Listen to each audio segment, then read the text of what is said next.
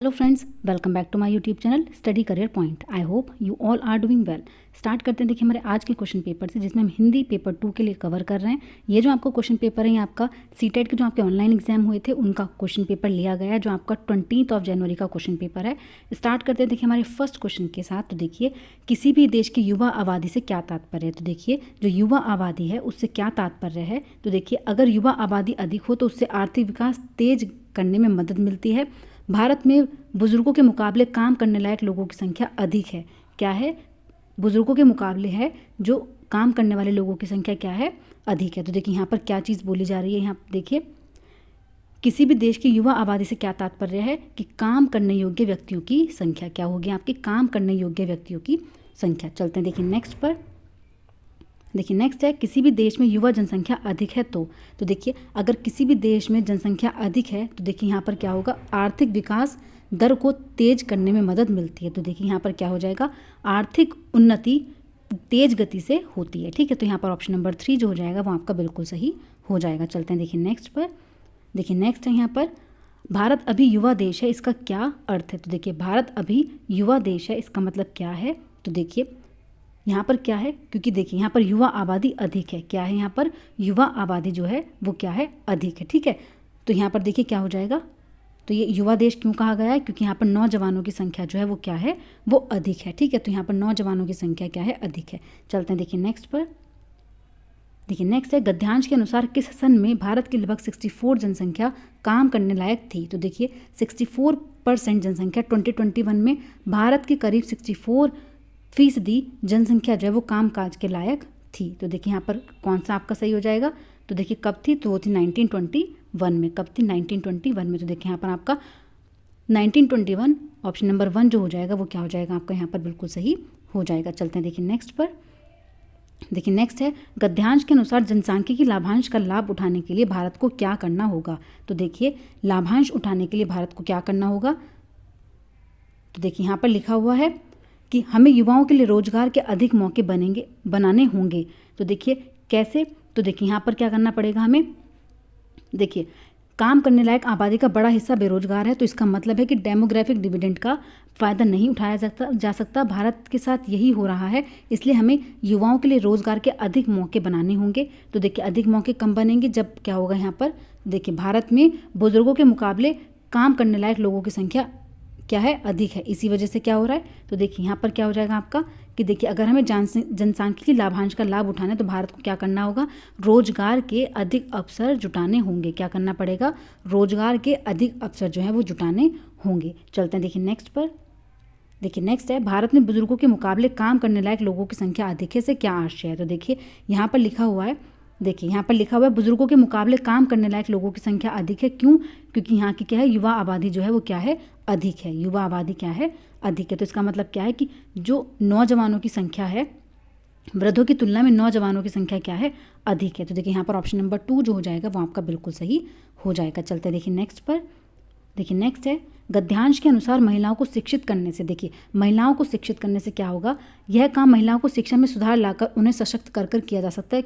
किस चीज़ में, देखिए ये बोल रहे हैं कि जो क्षेत्रीय स्तर पर असंतुलन है उसको क्या करेंगे, जैसे उत्तर प्रदेश, बिहार, मध्य प्रदेश जैसे राज्यों में क्या है, टोटल फर्टिलिटी रेट जो है वो राष्ट्रीय औसत से क्या है, ज़्यादा है। इस संतुलन को दूर करना होगा कैसे, महिलाओं को सशक्त बनाकर। तो देखिए यहाँ पर क्या है, संतुलन किया जा सकता है। क्या कर सकते हैं हम, देखिए असंतुलन को दूर किया जाएगा, इसका मतलब क्या है, संतुलन बनाया जा सकता है। जनसंख्या वृद्धि दर में संतुलन किया जा सकता है अगर महिलाओं को शिक्षित करेंगे तो। ठीक है, चलते हैं देखिए नेक्स्ट पर।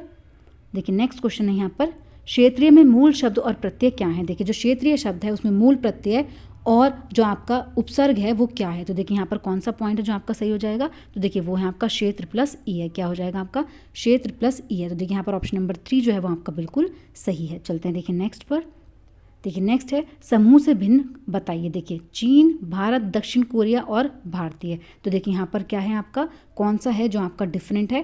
तो देखिए यहाँ पर जिक्र होगा, देखिए यहाँ पर चीन और दक्षिण कोरिया जैसे पूर्वी एशियाई देशों की तरक्की, और देखिए भारत की बात हुई है, लेकिन यहाँ पर देखिए जो आपके भारतीय है, देखिए चीन भी है, भारत भी है, दक्षिण कोरिया भी, लेकिन जो भारतीय है वो आपका क्या हो जाएगा, यहाँ पर समूह से भिन्न हो जाएगा। तो देखिए ऑप्शन नंबर 4 जो है वो यहाँ पर आपका बिल्कुल सही है। चलते हैं देखिए नेक्स्ट क्वेश्चन पर।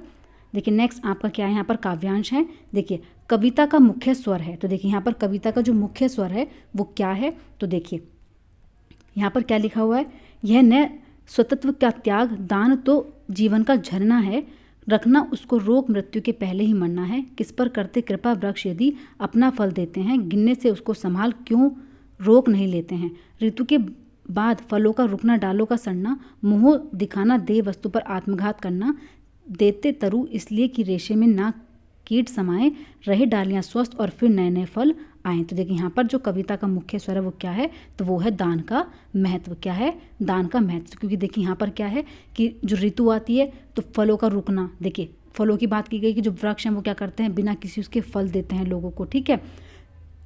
तो यहाँ पर किस चीज़ का महत्व बताया गया, तो यहाँ पर है आपके दान का महत्व, ठीक है, किस चीज़ का, दान का महत्व। तो चलते हैं देखिए नेक्स्ट पर। नेक्स्ट है दान के संबंध में कौन सा कथन सही है, तो देखिए दान देने वाला महान होता है, दान स्वतत्व का त्याग है। तो देखिए दान के बारे में क्या है, यह न स्वतत्व का त्याग दान तो जीवन का झरना है। क्या है, दान तो जीवन का झरना है। तो देखिए यहाँ पर कौन सा पॉइंट है जो आपका सही हो जाएगा, तो देखिए वो है आपका दान अपनी चीज़ों का त्याग नहीं है। क्या है, ध्यान जो है, देखिए स्वतत्व का त्याग, देखिए यहाँ पर लिखा हुआ है ना कि यह न स्वतत्व का त्याग, स्वयं की चीज़ों का त्याग नहीं है। तो यहाँ पर कौन सा हो जाएगा, ऑप्शन नंबर 3 जो है वो आपका बिल्कुल सही है। चलते हैं देखिए नेक्स्ट पर। देखिए नेक्स्ट है कविता के आधार पर बताइए, पेड़ अपने फल देकर दूसरों पर कृपा करते हैं, कृपा नहीं करते हैं, ऋतुओं का स्वागत करते हैं, लोगों को भोजन देते हैं। तो देखिए यहाँ पर लिखा हुआ है किस पर करते कृपा वृक्ष यदि अपना फल देते हैं। देखिए किस पर कृपा करते हैं वृक्ष यदि अपना फल देते हैं। तो देखिए यहाँ पर क्वेश्चन मार्क है, तो देखिए यहाँ पर क्या हो जाएगा आपका कि दूसरों पर कृपा करते हैं, तो आपका गलत है, कृपा नहीं करते हैं, दूसरों पर कृपा नहीं करते। तो देखिए पेड़ अपने फल देकर दूसरों पर कृपा नहीं करते, ऑप्शन नंबर 2 जो है वो आपका यहाँ पर बिल्कुल सही हो जाएगा। चलते हैं देखिए नेक्स्ट पर। देखिए पेड़ों से फलों का उतरना इसलिए आवश्यक है क्योंकि इससे पेड़ों की डालियां बढ़ती जाती हैं, फल सड़ने से बच जाता है, फल बेचकर धन कमाया जाता है, फिर पेड़ों की डालों को हानि नहीं होती है। तो देखिए कौन सा पॉइंट है जो यहाँ पर सही है, तो देखिए यहाँ पर क्या है, तो देखिए ऋतु के बाद फलों का रुकना डालों का सड़ना है। तो देखिए जो पेड़ों की डाली होती है उनको कोई हानि यहाँ पर नहीं होती है, ऑप्शन नंबर 4 जो हो जाएगा वो यहाँ पर आपका बिल्कुल सही हो जाएगा। चलते हैं देखिए नेक्स्ट पर। देखिए नेक्स्ट है निम्न में से कौन सा शब्द युग्म समूह से भिन्न है। देखिए कौन सा है जो शब्द युग्म एक दूसरे से भिन्न है, ठीक है। तो यहाँ पर कौन सा पॉइंट आपका हो जाएगा, नए नए फल, नए पुराने कपड़े, सुंदर सुंदर फूल, धीरे धीरे हंसना। तो देखिए ये तो आपके बिल्कुल तीनों सेम है, कौन सा युग्म से भिन्न है, तो वो है आपका नए पुराने वस्त्र। यहाँ पर क्या हो गया आपका अपोजिट चीज़ें यूज़ हुई हैं, नया और पुराना, ठीक है। तो यहाँ पर आपका ऑप्शन नंबर 2 जो है वो समूह से भिन्न है। चलते हैं देखिए नेक्स्ट पर। देखिए नेक्स्ट है वृक्ष का पर्यायवाची शब्द कौन सा नहीं है। तो देखिए पादप, बिटप, द्रुम या फिर आगम। तो देखिए यहाँ पर कौन सा पॉइंट है जो आपका सही है, तो देखिए यहाँ पर ऑप्शन नंबर 4 जो है वो आपका शब्द नहीं है, पादप, बिटप और द्रुम जो है वो आपके वृक्ष के पर्यायवाची हैं। चलते हैं देखिए नेक्स्ट। देखिए यहाँ से आपका क्या शुरू हो रहा है, आपकी पेडागोजी स्टार्ट हो रही है। फर्स्ट है शिक्षा में बहुभाषावाद क्या है। तो देखिए त्रिभाषा सूत्र, शिक्षण अधिगम में शिक्षार्थियों की भाषाओं का प्रयोग, विद्यालय शिक्षा में भाषा नीति, सभी शिक्षार्थियों द्वारा अनेक भाषाओं का अधिगम। तो देखिए कौन सा पॉइंट है जो यहाँ पर आपका सही है, तो देखिए वो है आपका ऑप्शन नंबर 2। बहुभाषावाद क्या है, शिक्षण अधिगम में शिक्षार्थियों की भाषाओं का प्रयोग। चलते हैं देखिए नेक्स्ट पर।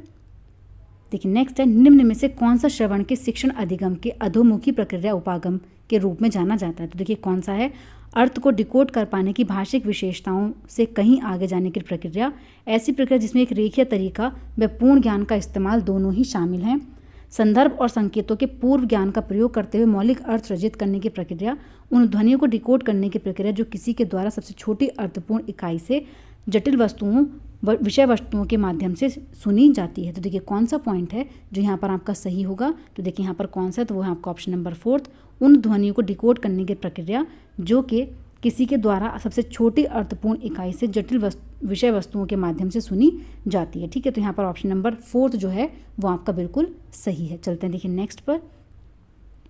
देखिए कक्षा 3 की एक अध्यापिका अपने शिक्षार्थियों को भोजन और भोजन करने से संबंधित शब्दों को 4-4 के समूह में ढूंढने का कार्य देती है और उसके बाद इन शब्दों को चार्ट पेपर पर लिखकर दीवार पर प्रदर्शित करने के लिए कहती है। इस युक्ति को किस रूप में जाना जाएगा। तो देखिए विषय उपागम, शब्द जाल, क्रम से रखने का कार्य, शब्द समूह उपागम। तो देखिए कौन सा पॉइंट है जो यहाँ पर आपका सही है, तो वो है आपका ऑप्शन नंबर 1 थीमेटिक उपागम, विषयक उपागम। चलते हैं देखिए नेक्स्ट पर। देखिए भाषा क्या है? भाषा एक वैज्ञानिक व्यवस्था है, भाषा एक सामाजिक व्यवस्था है, भाषा व्यवस्थाओं की व्यवस्था है, भाषा संप्रेषण की व्यवस्था है। तो देखिए कौन सा पॉइंट है जो यहाँ पर आपका सही होगा? तो देखिए वो है आपका ऑप्शन नंबर 3, भाषा व्यवस्थाओं की व्यवस्था है। चलते हैं देखिए नेक्स्ट पर। राष्ट्रीय शिक्षा नीति 2020 के अनुसार विद्यालय शिक्षा के बुनियादी चरण के अंतर्गत क्या आएगा? तो देखिए प्रथम 5 वर्ष की विद्यालय शिक्षा, प्रथम 3 वर्ष की विद्यालय शिक्षा, कक्षा 1 से कक्षा 5, कक्षा 1 से कक्षा 2। तो देखिए NEP 2020 के अनुसार विद्यालय शिक्षा के बुनियादी चरण के अंतर्गत कौन सी चीज़ें आती हैं? तो वो है आपका प्रथम 5 वर्ष की विद्यालय शिक्षा। चलते हैं देखिए नेक्स्ट पर। कक्षा 3 की एक विद्यार्थी एक छोटा सा अनुच्छेद पढ़ते समय शब्दों में ध्वनियों की समानता के आधार पर अक्षरों को रेखांकित करती है। यह कौशल क्या कहलाएगा? ध्वनि विज्ञान, समग्र शब्द, टॉप डाउन या फिर वर्तनी से अर्थ उपागम। तो देखिए कौन सा पॉइंट है जो यहाँ पर आपका सही है? तो देखिए वो है आपका ध्वनि विज्ञान। क्या है आपका? ध्वनि विज्ञान। तो यहाँ पर ऑप्शन नंबर 1 जो है वो आपका बिल्कुल सही है। चलते हैं देखिए नेक्स्ट पर। देखिए नेक्स्ट है, कक्षा 4 का एक विद्यार्थी अपनी कक्षा में अध्यापिका को उत्तर देते समय हिंदी में बोलता है और बीच बीच में अंग्रेजी के वाक्य भी बोलता है। उसे किस रूप में जाना जाएगा? तो देखिए उसे किस रूप में जाना जाएगा? कोड स्विचिंग, कोड मिश्रण, कोड अंतरण या फिर कोड बदलना। तो देखिए यहाँ पर क्या बोलेंगे उसको? Code switching. क्या बोलेंगे उसको? Code switching. तो देखिए यहाँ पर आपका ऑप्शन नंबर 1 जो हो जाएगा वो आपका बिल्कुल सही हो जाएगा। चलते हैं देखिए नेक्स्ट पर।